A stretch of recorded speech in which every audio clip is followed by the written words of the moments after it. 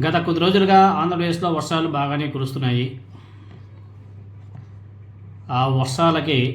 ఆ భారీ వర్షాలకి అమరావతి కూడా మునిగిపోయింది. ఒక సముద్రం వలె పొంగి పొర్లిపోతుంది. ఆ వీడియోస్ అన్నీ కూడా మనం సోషల్ మీడియాలో చూస్తున్నాం. అదేవిధంగా మెయిన్ స్ట్రీమ్ మీడియాలో కూడా చూస్తున్నాం. ఏ విధంగా సముద్రంలాగా పొంగి పొర్లిపోతున్నాయో కూడా మనం చూస్తున్నాం. ఇంకా దానికి మన ఎల్లో మీడియా వాళ్ళ భాషలో వాళ్ళు మాట్లాడుకుంటున్నారు. వర్షాలు వస్తే మునగదా? బెంగళూరు, చెన్నై, హైదరాబాద్, ముంబై లాంటి నగరాలే మునిగిపోతున్నాయి కదా, అమరావతి మునిగితే తప్పేముంది అని చెప్పేసి మాట్లాడే మన మీడియాలో ఉంది. అదేవిధంగా తెలుగుదేశం పార్టీ నాయకులు కూడా చాలామంది మాట్లాడుతున్నారు. అవి అయితే పెద్ద పెద్ద నగరాలు, చాలా పెద్ద పెద్ద నగరాలు. అవన్నీ కూడా కాంక్రీట్ జంగల్ అయిపోయింది. అంటే వర్షం అన్నప్పుడు నీళ్ళు ఇంకేదానికి ప్లేస్ లేదు, మొత్తం కూడా కాంక్రీటు సిమెంట్ రోడ్లో అలా అయిపోయాయి. కాబట్టి ఆ నగరాలు మునిగాయంటే ఒక రీజన్ ఉంటుంది. కానీ అమరావతిలో ఏముంది అని చెప్పేసి మునుగుతుందో మనకైతే అర్థం కాదు. అక్కడేమో కాంక్రీట్ జంగల్ ఏం లేదు కదా, అక్కడ ఓపెన్ ప్లేసే కదా, ఓపెన్ ఖాళీ ప్రదేశమే కదా, వ్యవసాయ భూమే కదా.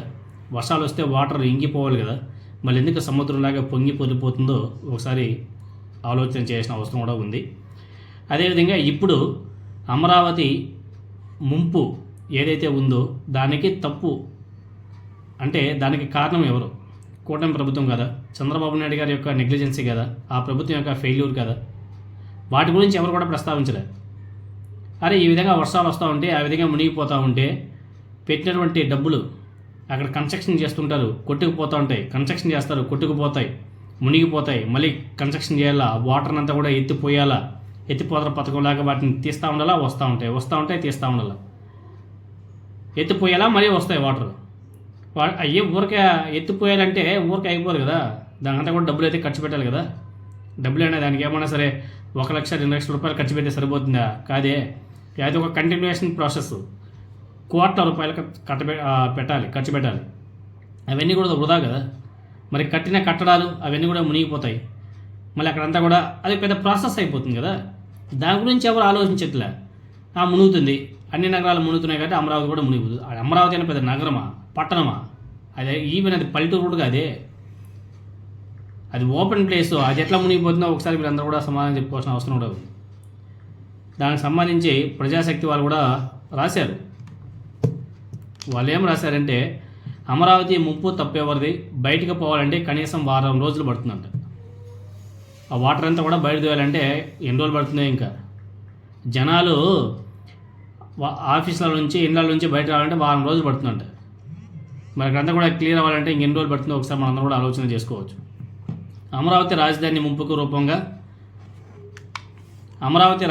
ముంపుకు దూరంగా ఉంటుందని, ప్రమాదం లేదని సిఆర్డీఏ అధికారులు పాలకులు చెబుతున్నా ఆచరణలో దానికి భిన్నంగా జరుగుతుంది. మంగళవారం అర్ధరాత్రి కురిసిన వర్షానికి బుధవారం అమరావతి పరిధిలోకి కొంతమేర నీరొచ్చి చేరిన గురువారం నాటికి రాజధాని ప్రాంతం చాలా వరకు ముంపుకి గురైంది. సాక్షాత్తు హైకోర్టు జడ్జీలే వాడినీటిలో ప్రయాణించాల్సిన పరిస్థితి ఏర్పడింది. నూతనంగా నిర్మిస్తున్న వారి బంగళాలను నీరు చుట్టుముట్టింది. సెక్రటరియట్ కోసం నిర్మిస్తున్న అతిపెద్ద భవనాల పునాదుల్లోనూ నీరు చేరి చెరువులాగా తలపిస్తున్నాయి. రాజధాని ప్రాంతం భౌగోళికంగా ముంపు ప్రాంతంలో ఉందని, పైన కొండల్లో నుండి వచ్చే నీటిని అదుపు చేయడం అంత తేలికైన పని కాదని తొలి నుండి నిపుణులు చెబుతూనే ఉన్నారు. మంగళవారం ఒక్కసారిగా వచ్చినటువంటి వర్షంతో లాం దగ్గర కొండవీటి వాగు, కొట్టేళ్ల వాగు ఉగ్రరూపం దాల్చాయి. వాటికి కాలువ లేకపోవడంతో పొలాలపై పడి పెదమెరిపి మీదుగా నీరుకొండ రిజర్వాయర్ వద్దకు చేరుకుంటున్నాయి. అక్కడ నుంచి ఛానలైజ్ అయ్యి కృష్ణాయపాలెం దగ్గరకు, అక్కడి నుండి పెనుమాక పొలాల నుండి ఉండవల్లి లిఫ్ట్ వద్దకు చేరుకుంటుంది. ఇటీవల రోడ్ల నిర్మాణాలతో కొండవీటి వాగు రూపం కోల్పోయింది. ఎస్ఆర్ఎం యూనివర్సిటీ వద్ద నీటి సహజ మార్గాన్ని ధ్వంసం చేశారు. ఇటీవల నిర్మించిన వెస్ట్ బైపాస్ రోడ్డుతో కాలువ ఆనవాళ్లు కోల్పోయింది. అక్కడ తూములు ఏర్పాట్లు చేయడం ద్వారా నీరు బయటికి వెళ్లేలా చూడాలని రైతులు సూచించిన అధికారులు పట్టించుకోలేదు. దీంతో నీరు గతంలో కంటే ఎక్కువగా నిలిచిపోయింది. ఈ నీరు కొత్తగా మరో మార్గం నుండి బయటికి వెళ్లాల్సి ఉంది. బ్లూ ప్లాన్ పేరుతో సిఆర్డీఏ అధికారులు తలా తోకా లేకుండా తవ్వినటువంటి కాలువల్లో నీరు బయటికి వెళ్ళడానికి మరింత సమయం పడుతుంది. కాలువల్లో చేరే నీరు ఇంకిపోవడం కూడా తక్కువగా ఉంటుంది అని చెప్పేసి వాళ్ళు రాశారు. ఈవెన్ హైకోర్టు జడ్జీలే నీటిలో ప్రయాణం చేస్తున్నారంట. ఎందుకంటే అది ఇప్పటికే కాదు, ఎప్పటికైనా సరే ప్రమాదమే. అక్కడ జన జీవనం పెరిగిన తర్వాత కూడా అది ప్రమాదమే. ఎందుకంటే చుట్టూ కొండలు, ఒక అగ్రికల్చర్ ల్యాండ్, పక్కనే మరి నదులు, కాలువలు, అదంతా కూడా నీరు ప్రవాహం ఉన్న ప్లేస్ అది. మరి అక్కడ వెళ్ళి మేము అమరావతి కట్టేస్తాం, దాన్ని ఏదో చేసేస్తామని చెప్పేసి మాట్లాడుతారు. మళ్ళీ రీసెంట్గా గతంలో సింగపూర్ అని చెప్పేసి మాట్లాడింది కూటమి ప్రభుత్వం. సింగపూర్ వాళ్ళు వస్తారు, ఇక్కడ కట్టేస్తారు, ఏదో చేసేస్తారని చెప్పారు. ఇప్పుడు సింగపూర్ కాదంట, సింగపూర్ ప్లేస్లో వియత్నాం కంట్రీ వాళ్ళు వస్తున్నారంట. సింగపూర్ పోయింది, ఇప్పుడు వియత్నాం అంట. మరి ఇంకొన్ని సంవత్సరాల తర్వాత వియత్నాం పోయి మళ్ళీ ఇంకేది వస్తుందో. ఇవన్నీ కూడా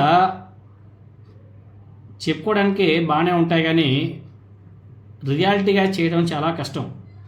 ఆల్రెడీ 1.5 సంవత్సరం అయిపోతుంది, ఇంకా మిగిలేది ఏముంది? ఇంకా 3.5 సంవత్సరం లాస్ట్ 1 ఇయర్ మొత్తం ఎలక్షన్ ఉండేది. ఇంకా 2.5 ఇయర్. ఈ 2.5 ఇయర్లో అసలు ఏం కట్టడాలు కడతారో, ఏం అక్కడ పనులు చేస్తారో, మళ్ళీ ఎక్స్ట్రాగా మళ్ళీ ల్యాండ్ పూలింగ్ అంటున్నారు. అబ్బో, అది పెద్ద తతంగమే. అది ఇంకా అది ఎప్పటికైతుందో అర్థం కాలేదు. ఇప్పుడు ఆల్రెడీ 10 ఇయర్స్ అయిపోయింది. ఇవి ఏ సంవత్సరాలు కూడా అలానే అయిపోతుంది, 15 సంవత్సరాలు. అది ఏమవుతుంది? ఏమైనా అవుతుందా? మీకు ఎవరికైనా నమ్మకం ఉందా? నమ్మకం ఉంటే కామెంట్ చేయండి ఏ విధంగానో.